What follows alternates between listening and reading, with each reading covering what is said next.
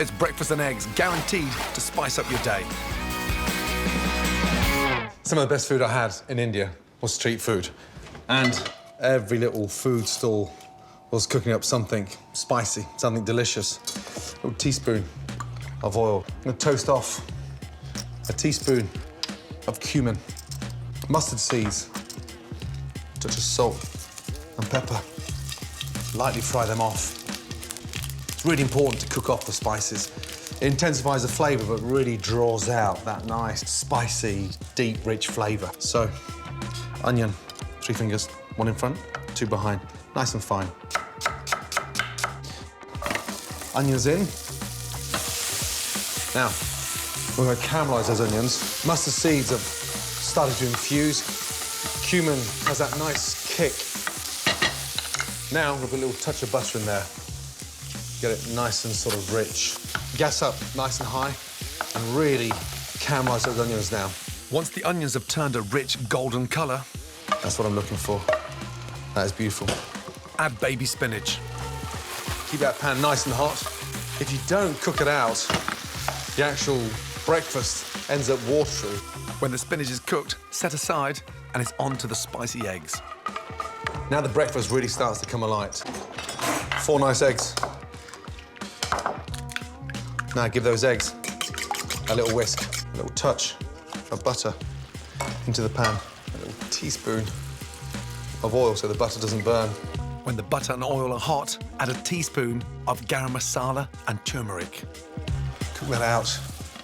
Now, take your eggs into the pan. Almost gonna make like a really nice, spicy scrambled egg. Turn the gas down. Now, as the scrambled egg comes together, just finish that with a little bit of butter. I quite like the sort of creaminess. Makes it so much more delicious. And then from there, I get my spinach. Chop up. And then fold in the spinach to your scrambled egg. Something quite exciting about eating spice for breakfast, but it's served in these wonderful little thin naan breads. This will work with any flatbread or wrap you fancy. And then lightly toast your naan. Take the eggs off the heat. Whilst you get on with the last job, add quick mint and spice yogurt dressing. A couple of tablespoons of fresh yogurt in. There's always something to take out the heat. Then add chopped mint, salt and turmeric. Mix that in. Now, take a scrambled egg and half fill the naan. God, it smells incredible. Get your yogurt. Cool that down on top. Then lift that over. And for me, that's what really stands out with street food in India. How delicious they can make street food with a little bit of spice. Amazing. Once you try this spicy wrap, I promise you, scrambled eggs will never taste the same. A punchy breakfast of merguez and FONTINA stuffed croissants. The flavour there is incredible. For lunch, a spicy Mexican soup. Be adventurous, but beware. Serve with quick tortilla chips and a pico de gallo dip. Maggie. For dinner, I'll be setting the world to rights with my eldest, Megan. You're so annoying. I'm so annoyed. When we make one of her favourite dishes, crispy roast duck with pancakes and black bean dipping sauce. Seeing as it's your favourite, now you can make it. Followed by a spiced banana tarte tatin. Wow. Boom. These are my ultimate recipes for a day bursting with a big and bold breakfast, lunch and dinner. Starting with a breakfast that can't fail to wake you up. Merguez and FONTINA stuffed croissants. OK, big and bold. When I was living in France, I stayed there for 3 years. Once, twice a week, I treated myself to the most amazing, bold breakfast. And it started off with these beauties here. Merguez. Cheap, but incredibly tasty. Start off with a nice hot pan. Merguez in. It's a very spicy sausage. Doesn't need any help, doesn't need any chili. Just a touch of salt and pepper.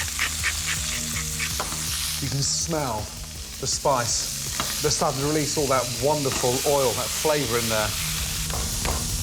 Add a couple of cloves of finely sliced garlic. Spread the garlic across the pan. It instantly changes colour. Takes on this nice, dark, rich, golden colour. Now, take a little bit of the heat out with the parsley. The stalks of soft herbs like parsley and coriander can be used to impart flavour during cooking, but the leaves should always be added just before serving to give maximum colour and fragrance. And then finish that off with my capers. Amazing. Beautiful.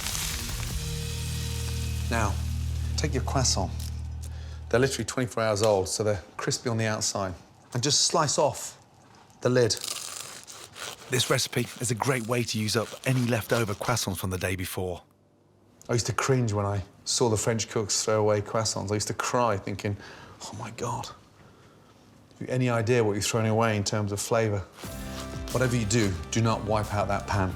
Dunk your croissants, mopping up all that amazing flavour and caramelising the inside for that.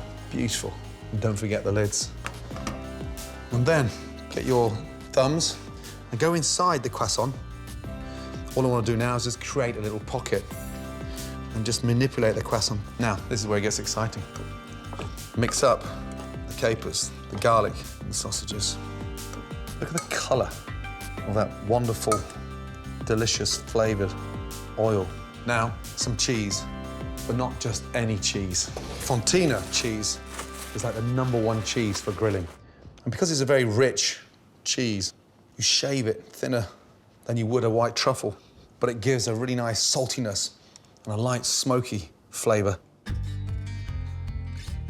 touch of pepper, a bit of salt. Place these big boys on the tray, literally 30 seconds, on the grill. Here we go. Nice. Crisp, packed full of flavour. Now top them. And that, for me, it's almost like being back in Paris. Except this time, I don't have to share them with the French. My ultimate big and bold breakfast. Merguez and Fontina stuffed croissants, the perfect picnic breakfast. My ultimate Scotch eggs with a twist. I go fishing a lot, and Scotch eggs are the perfect all-in-one mini picnic breakfast. First thing, get your eggs cooked. Bring the water up to boil, onto the spoon, and lower them into the water. That way they don't hit the water and crack for 4.5 minutes. That will keep the centre nice and slightly runny. Now, ground sausage meat. I'm gonna make mine a little bit spicier. I'm gonna crumble in black pudding. That helps to season the Scotch eggs inside. A little touch of salt and pepper. And then just to make it a little bit sweeter and a lot easier for the kids to eat, some grated apple. Combine that, blend in the apple and the black pudding. Eggs, once they're cooked, drain them and then run them under cold water. Cracking and cooling the eggs quickly will prevent the yolks turning grey. Tap them on the side of the pan, put them back into the water, and what happens, the water seeps underneath the shell. You see the shell come off so much easier. Eggs still slightly soft in the centre. I want that little bit of richness with the yolk. Next, you need to get yourself organised with a mini assembly line. Seasoned flour, a little egg wash, and breadcrumbs. Take your mince, golf ball size.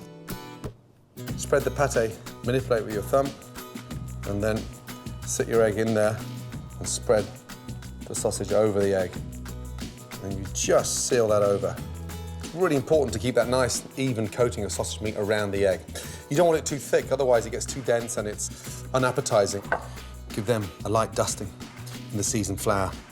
If you don't put the flour on, the egg wash won't stick. And if you don't put the egg wash on, the breadcrumbs won't stick. Into the egg, roll it round, shake off any excess egg wash, and roll it into your breadcrumbs. You can use this same 3-stage method to breadcrumb anything you like, from chicken goujons and fish fillets to Wiener Schnitzel. These are panko breadcrumbs, Japanese white breadcrumb, so no crust. You can experiment by adding flavours to your breadcrumbs like parmesan, herbs or citrus zest. I always like to push the actual breadcrumbs into the sausage meat so it gets that really nice golden brown and stops any of the outside burning. Once breadcrumbed, lower the eggs carefully into a 4-centimetre deep bath of hot vegetable oil for 10 to 12 minutes. The eggs are actually cooked, soft and running in the centre, so the objective is just to cook the sausage meat and the black pudding. They look great, don't they? Got hand grenades. There's something so magical about a Scotch egg on a picnic because it's like this little mini breakfast. Beautiful. Drain them onto the paper, roll them round just to get off any excess oil, and then to transport them, some greaseproof paper. That, for me, is the perfect start to the fishing trip. There's no wonder I never catch any fish, because I'm always too busy eating my Scotch eggs. My ultimate black pudding lace Scotch eggs, an irresistibly delicious picnic breakfast.